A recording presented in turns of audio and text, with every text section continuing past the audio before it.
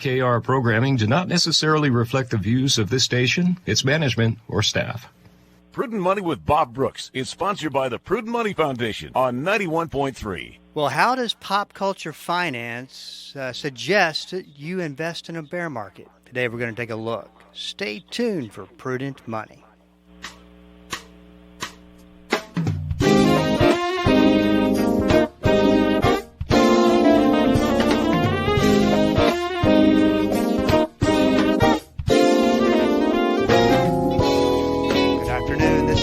Brooks, and you are listening to the Prudent Money Radio Show. Thank you so much for joining me today. You know I do appreciate it.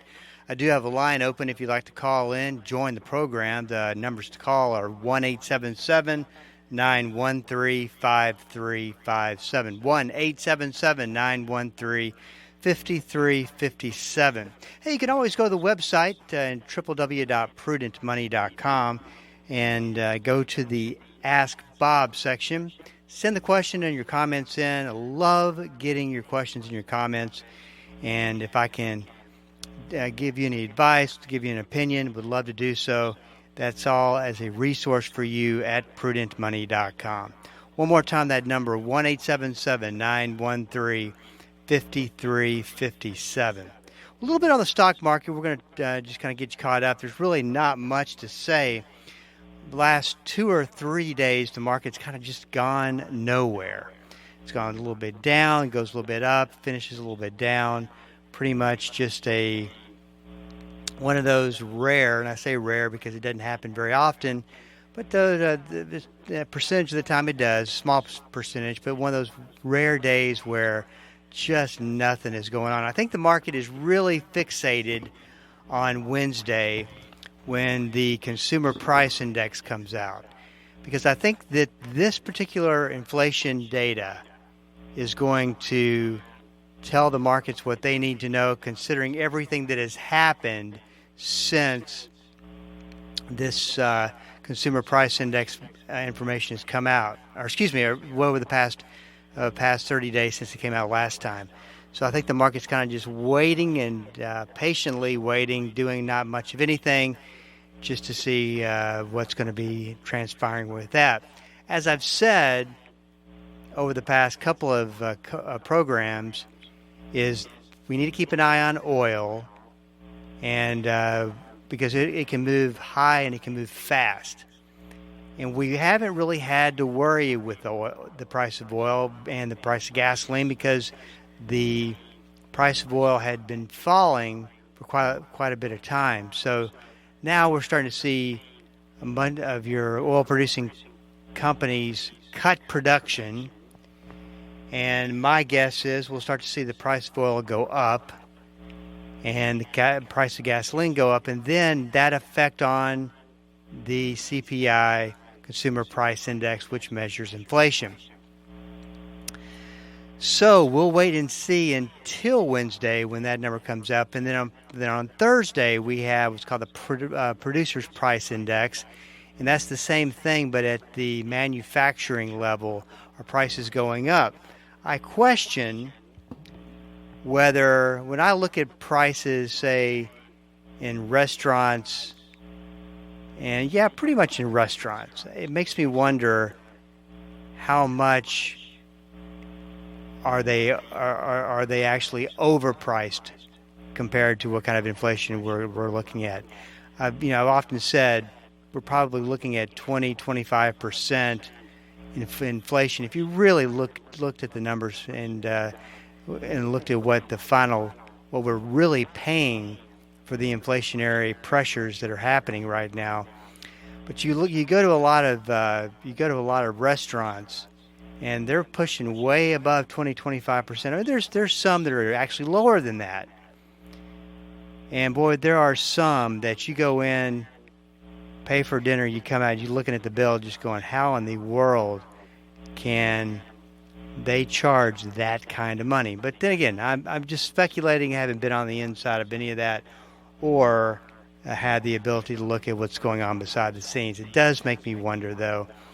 And it would make sense if you had industries kind of taking advantage of, or pockets of industries taking advantage of inflation, when we really based on what the government says it is, based on what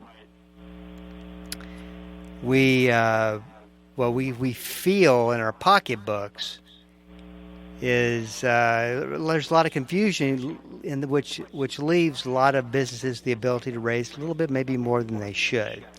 But at some point, here's the good news: it'll all work itself out, come back down. The question is when and how long do we have to deal with it? We'll get more information. I'll go over everything Wednesday night and talk a little bit about what I think that the numbers are saying, and we'll get a good grip on it. 1-877-913-5357. I'll tell you what, I've had, along with probably most of my family does not listen to my radio show. In fact, sad thing is probably, just joking when I say sad, I can probably count on one hand the number of times anybody's listened. So I can talk about my family if I want to, and not worry about getting in trouble. My oldest is a junior in college, and so this is kind of the first opportunity that I've had to watch him explore the wonderful world of credit cards. Prior to that, back when he and Blaine and Grayson both were in high school, I gave them a credit card that was linked to my credit card. And from my whole goal there was to build up good habits. First of all, they couldn't put anything on it without talking to me first. And then when they did put it on, we talked about the cost. We talked a little bit about the transaction. And what that has led to is my oldest, being in college, has the ability to get, maybe it was a Discover card or something like that. He had so many questions and things we've talked about, but maybe I wasn't as clear about how some of this works, because now he's got a credit card in his name, not in my name. And it's been really a cool experience for him to me to kind of walk along this journey of learning, which is something I didn't have. Nothing against my parents or anything. It's just that's just back in the college days, back in the mid to late 80s. They were handing out credit cards like it was candy, and of course that was when the big credit boom started. And we just hey, this is a pretty cool thing. We can get this credit card, we can charge on it, then we pay it off later, whether we got the money or not. And I remember having 4 or 5, in fact, I wish I still had those credit cards, 4 or 5 credit cards. And if you're ever late to make a payment, they would send you a very nice letter saying, hey, listen, if you get around to it, now they're sending the police after you. Just kidding. And so Blaine calls me up before I went on the program. I said, Dad, I just got my credit score. And where'd you get it through? Got it through FICO. So and I didn't tell him how to do that. He went and did that on his own. And he said, maybe because I'm going to pay it off. I'm going to pay off my credit card every time I use it. Well, Dad, I try to explain to him, you pay it off once a month. He's got the date all in his mind. I mean, he is so into this. I tell this story because I think I'm obviously experiencing the opportunity with him right now. But what if I would have missed that? And to see how much excitement he has over having a credit card, being responsible with it, and watching his credit score. And I think it's kind of one of these things where having a good credit score is a big deal to him. It is a big deal, period, because it does speak to financial responsibility. And, of course, he'll be looking for a career and a job that starts off in his new career when he graduates. And, of course, they're going to look at his credit score, which is probably something I had mentioned to him.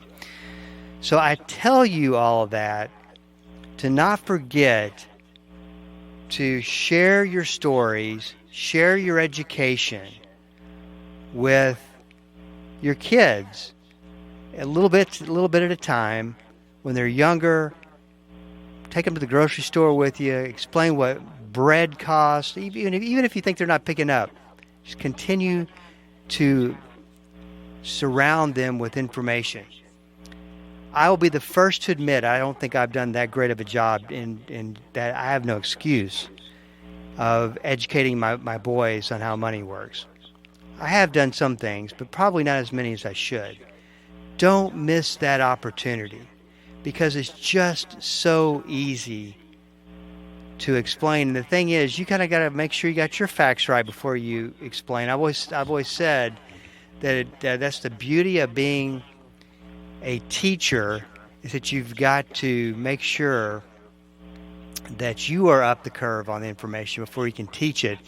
And kids today are just they're like sponges when it comes to practical financial information. And they're paying attention. They're reading things that you can't imagine they're reading.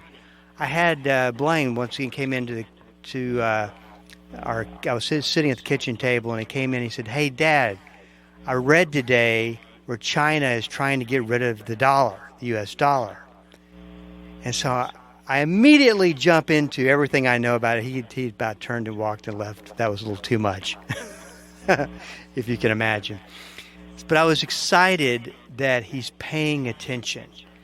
And that's something that I think is there just for the encouragement, and we kind of miss that.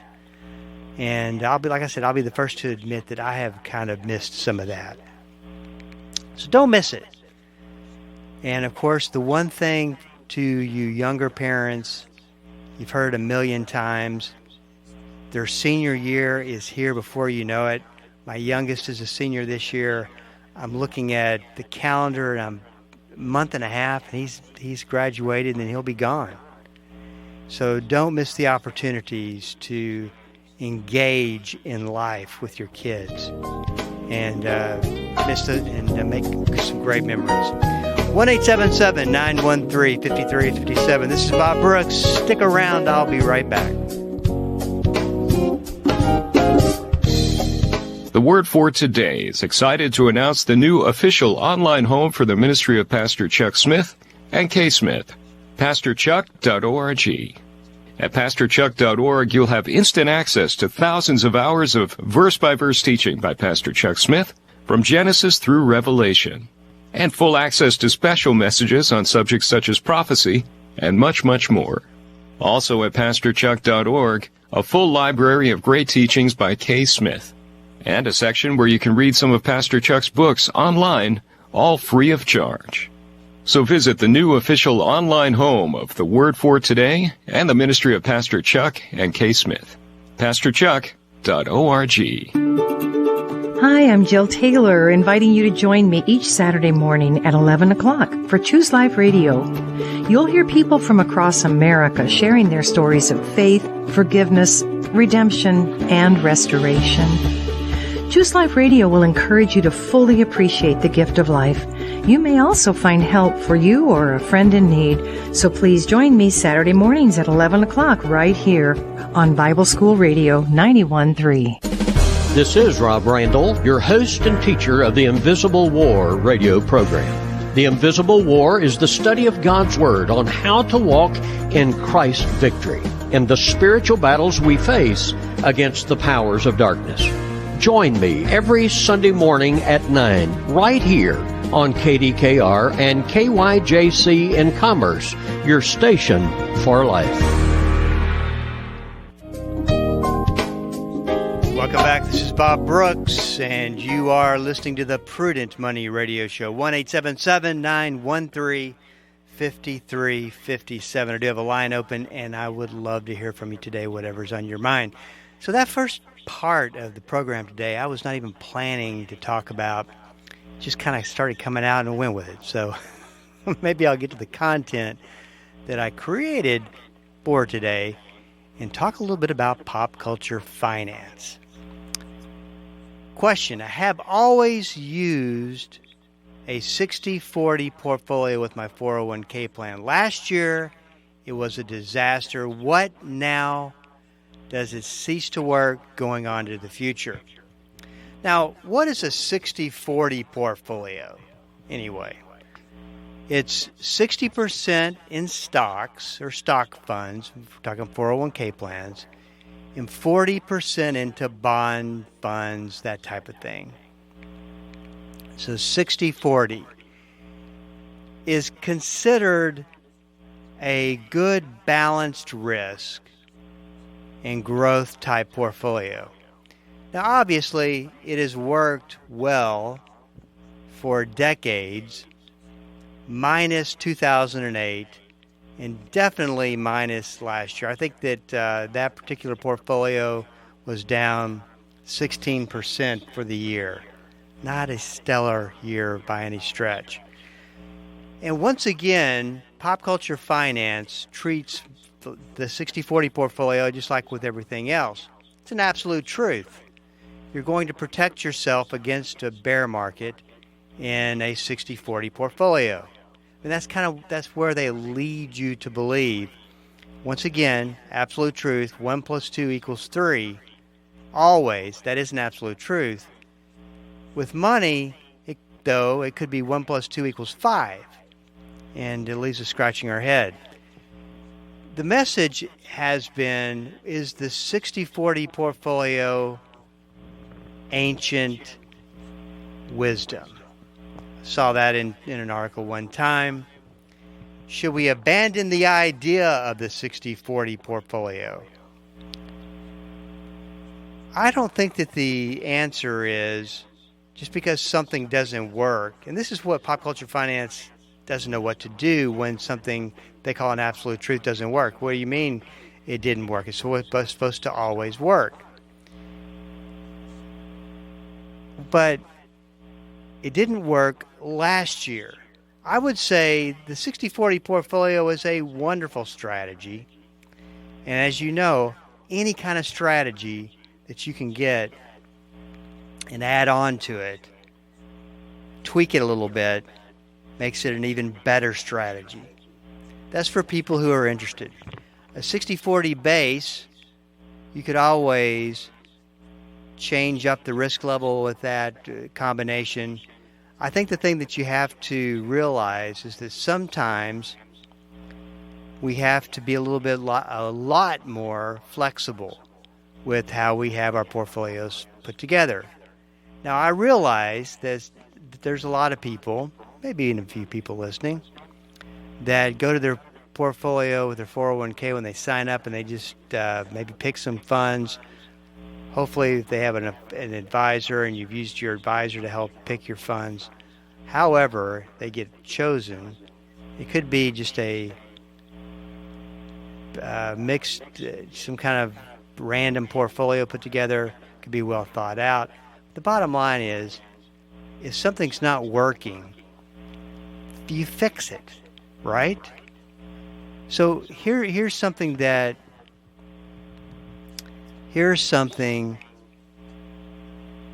concept that is so simple, and it goes like this.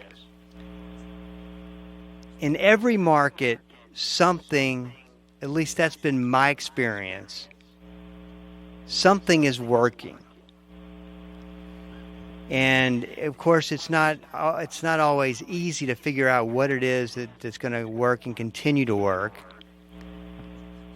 But I will mention two different, and I would call both of these, even though they're not recognized in most publications, but I would call these both an investment category.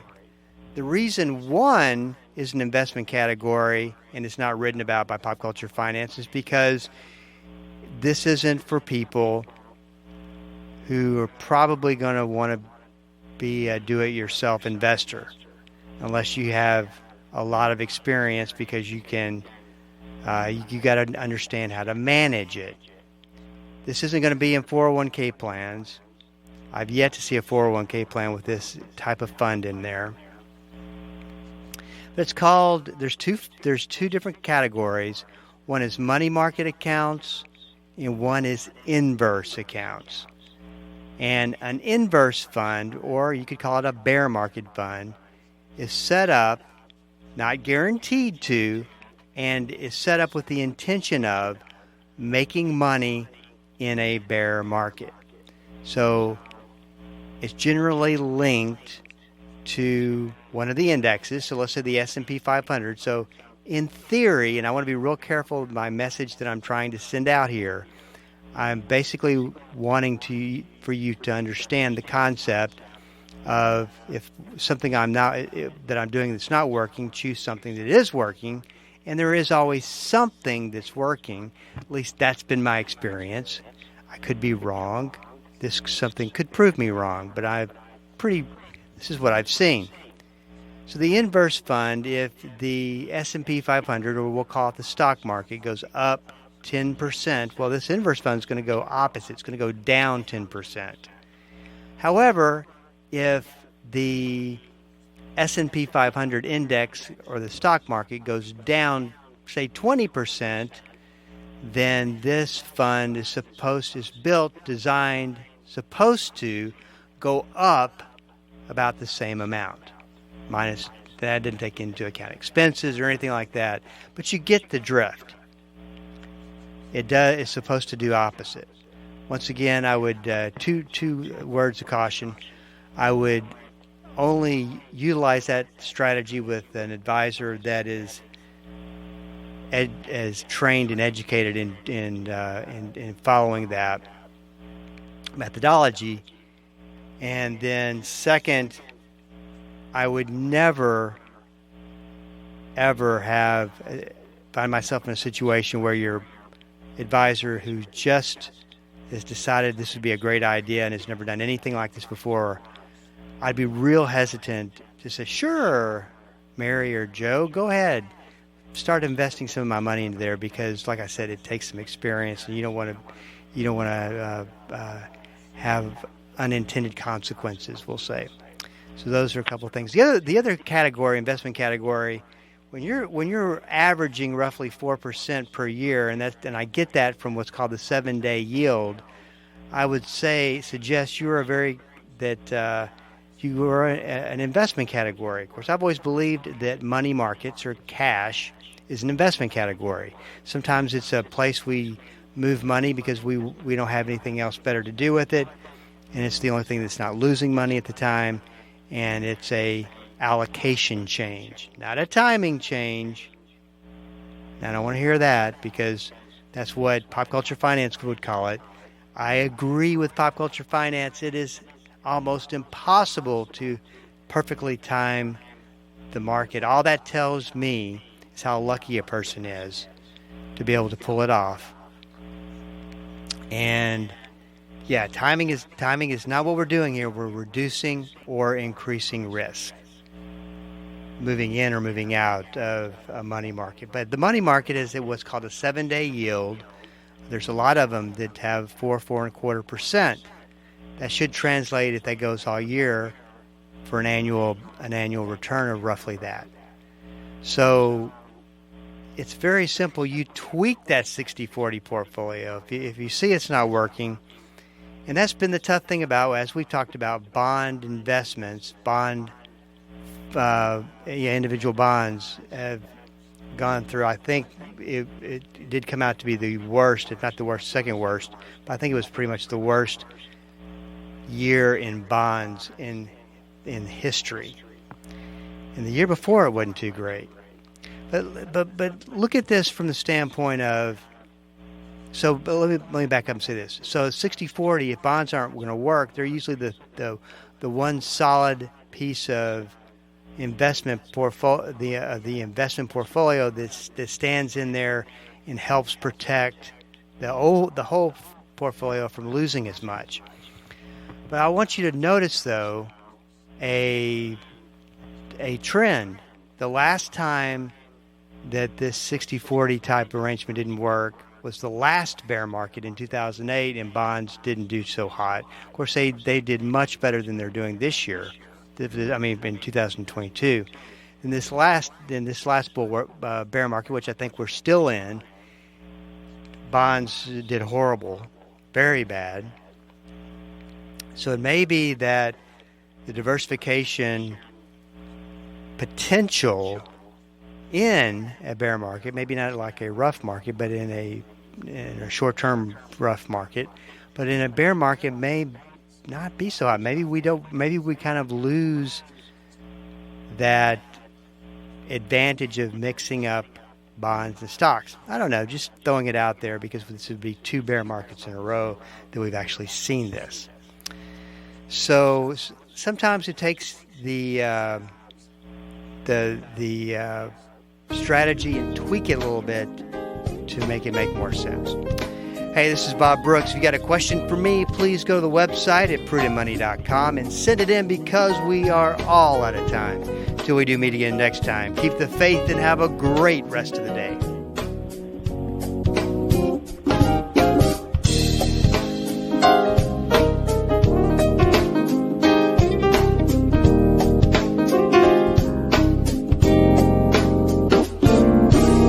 That's all the time we have for today.